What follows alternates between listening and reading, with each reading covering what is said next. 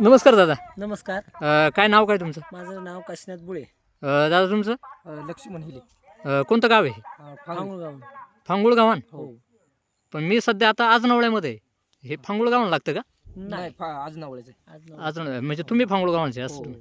बरं मला आता एक सांगा, जिल्हा परिषद पंचायत समितीच्या निवडणुका आता लागतात आहे. हो.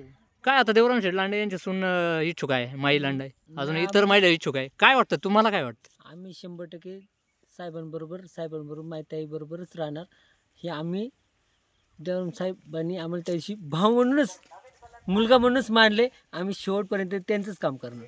बरं का बरं, त्यांचं काम तर आहेच आहे, आम्हाला परंतु त्यांचा अनुभव आहे ना, हं, का सुखदुःखात हं, कुठं काय हो, हं. हे सगळ्याच गोष्टीत असतात. आणि कुठं कोणी पैसे बुडवले हं, हं, तर ते स्वतः असते दावायला.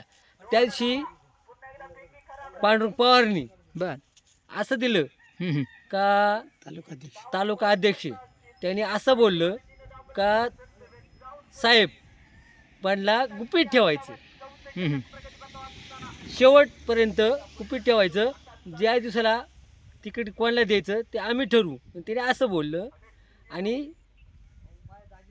ते असं त्यांचे बाकीचे काय बोलले का बा ते आमच्या इकडं खालती जुन्नरच्या खालती का पैसे बुडावले हो, ते दकाबुकी करतात, आमकं करतात.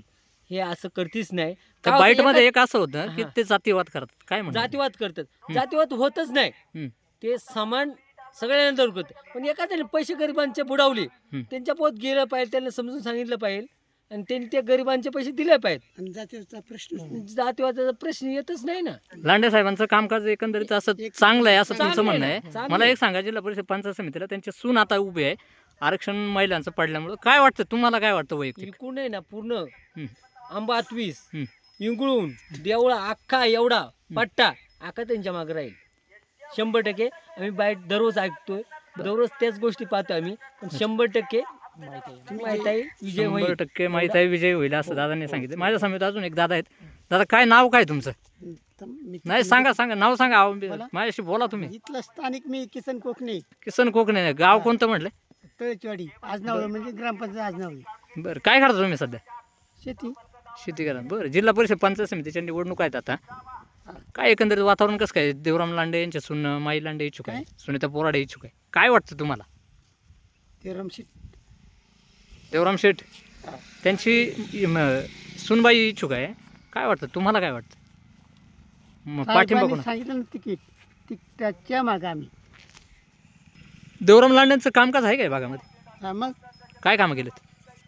काय कामं काय केलेत? हे भरपूर कामं केलेली आहेत आणि कामांच्या बाबतीत आम्हाला विचारू सुद्धा नका. कामं भरपूर झालेली आहेत. कामांच्या बाबतीत विचारू नका असं दादांनी मला ठोक सांगितलंय.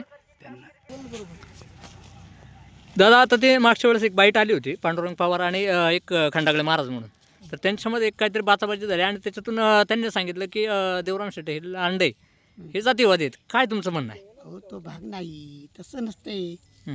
आमचं साहेब आहेत ना, ते नेमकं जातीवाद कधीच नाही बोलत. फक्त गरिबांना मदत करतात. ते गरिबांना मदत करतात.